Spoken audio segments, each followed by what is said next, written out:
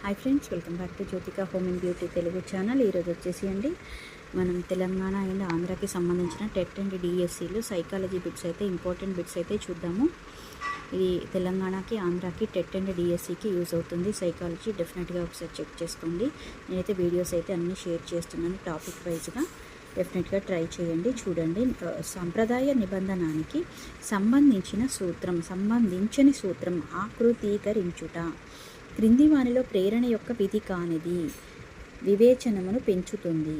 But అని ఉచ్చరించుట నేర్చుకున్న పిల్లవాడు తరువాత అదే రీతిలో పుట్ అని ఉచ్చరించుటలో జరిగిన బదలాయింపు రకము రుణాత్మక బదలాయింపు. నెక్స్ట్